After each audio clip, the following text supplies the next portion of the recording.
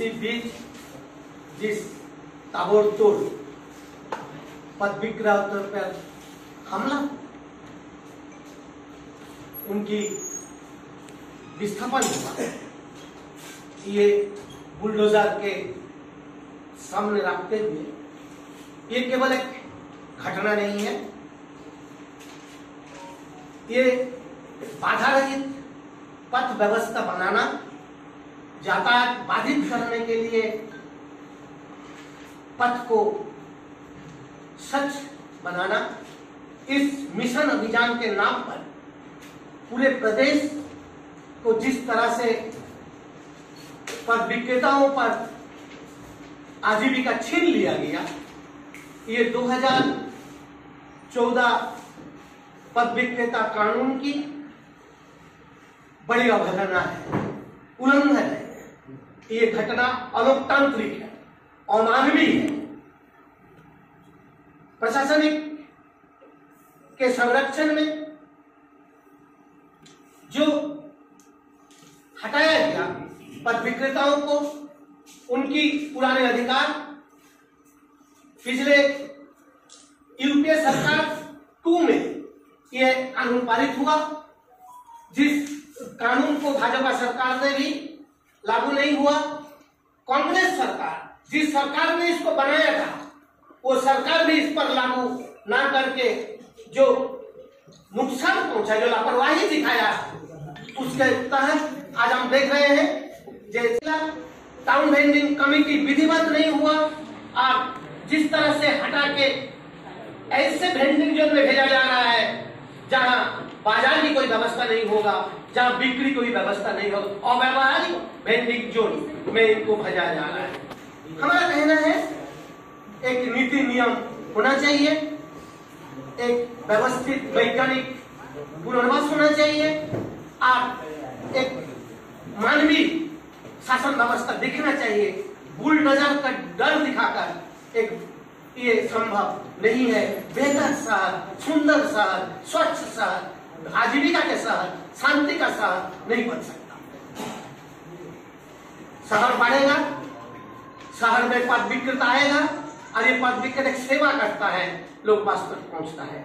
कैसे व्यवस्था हो सकता है, वो नियोजन के सवाल है। एक नागरिक सुशासन, नागरिक मांगता है शहरी सुशासन, शहरी नियोजन, इस पर निर्भर करता है बेहतर पथ विक्रेता बाजार की व्यवस्था की।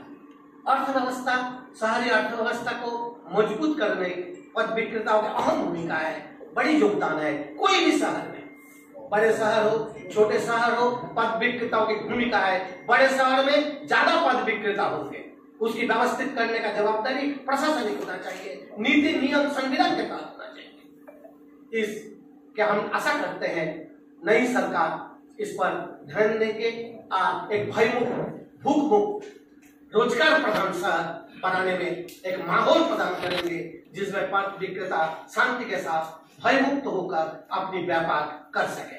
आगे सब लोग की इच्छा होती है, क्योंकि अतिक्रमण हटेगा तो यातायात सुगम होगा, लेकिन यातायात की सुगमता से किसी की आजीविका समाप्त हो जाए, इसमें कहीं ना कहीं संतुलन बनाने की जरूरत है। सब धान 22 पसेड़ी नहीं होना चाहिए। जिस पैमाने पर पिछले 5 दिनों से 6 दिनों से अतिक्रमण हटाओ अभियान के अंतर्गत ऐसे लोगों को भी हटाया गया जिनसे ना तो यातायात बाधित हो रहा था, ये दो तरफा मामला है, किसी की आजीविका उससे चलती है और दूसरी तरफ जनता को सुविधा होती है। अगर ये सड़क के किनारे जो लोग काम कर रहे हैं वो अपनी आजीविका भी कमा रहे हैं और नगर की जनता को सुविधा भी प्रदान कर रहे हैं, अगर ये सड़क के किनारे न खड़े हो तो सारे लोग किसी न किसी व्यवस्थित बाजार के अंदर जाएंगे और वहां पर यातायात बाधित होगा। इसलिए प्रशासन की कुशलता इस बात में है कि इन दोनों में संतुलन बना के रखे। आपको मालूम था पिछले 7-8 साल पहले भी हम लोगों ने नगर निगम में इस बात को सामने रखा था और नगर निगम ने इस बात का आश्वासन दिया था कि हम व्यवस्थित वेंडर जोन, विक्रेता का स्थान बनाएंगे जहां पर सब लोगों को व्यवस्थित करेंगे, लेकिन वो काम अभी तक नहीं हुआ।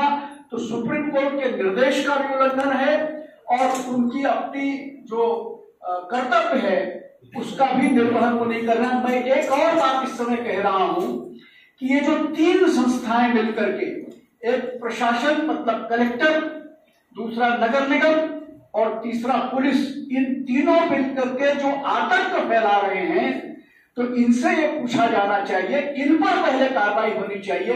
अगर ये यहाँ पर अतिक्रमण था तो पिछले 5 सालों से तुम क्या कर रहे थे, नगर निगम क्या कर रही थी, पुलिस क्या कर रही थी, क्या